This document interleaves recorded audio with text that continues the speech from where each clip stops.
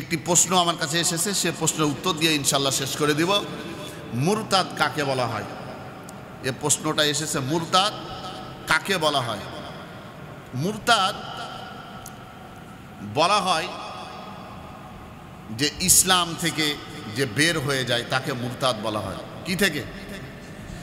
এখানে মুরতাদ এটা একটা আরবি শব্দ। মুরতাদ কি?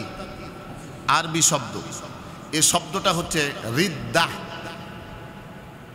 এর মূল মাদ্দার নাম কি? রিদ্দাহ। এটা আরবি শব্দ, যার অর্থ হচ্ছে ধর্মত্যাগ। ইসলাম থেকে বের হয়ে যায় তাকে বলা হয় মুরতাদ। এ মুরতাদ আবার দুই প্রকার হয়। কয় প্রকার? দুই প্রকার। একটার নাম হচ্ছে মুরতাদে ফিতরি, আর একটার নাম হচ্ছে মুরতাদে মিল্লি।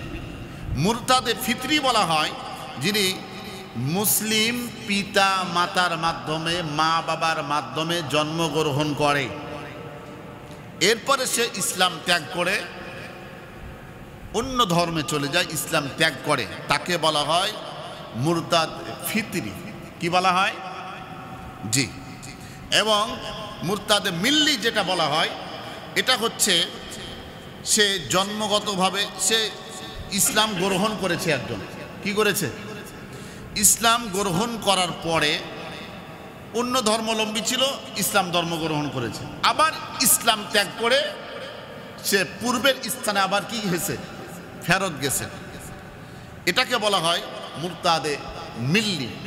যারা মুরতাদ এদেরকে কতল করা ফরজ। মুরতাদকে কতল করা কি?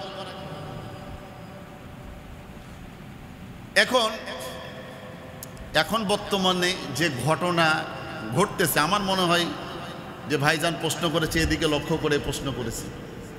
অনেক মুসলমানের মেয়ে হিন্দুর ছেলের সাথে পালিয়ে যায়, যে তার ধর্ম গ্রহণ করে। আছে না নাই? এরকম আছে। তো যে বা মুসলমান ছেলে অন্য ধর্মের মেয়েকে বিবাহ করে তার ধর্ম অনুযায়ী চলে। বাংলাদেশি অনেক ছেলে আছে না যে বিদেশে আছে, বিদেশে থেকে খ্রিস্টান ধর্ম বা বৌদ্ধ ধর্ম বা অন্য ধর্মের মেয়েকে বিবাহ করে তার ধর্ম অনুযায়ী চলতেছে। ইসলাম যে ত্যাগ করে, এটা মূল যে ফতুয়া বিধান ইসলামের, যে ইসলাম থেকে বের হয়ে যায়, মুরতাদ হয়ে যায়, ইসলাম ধর্মের এই সকল মুফতিদের ফতুয়া হচ্ছে মুরতাদকে হত্যা করা ফরজ।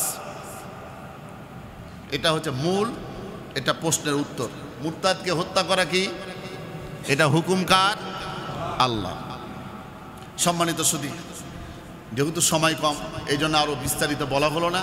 আল্লাহ সুবহানাহু ওয়া তাআলা আমাদের সকলকে দুনিয়ার সমস্ত ফিতনা ফাসাদ থেকে আল্লাহ হেফাজত করুন। সকলে বলি আল্লাহুম্মা আমিন।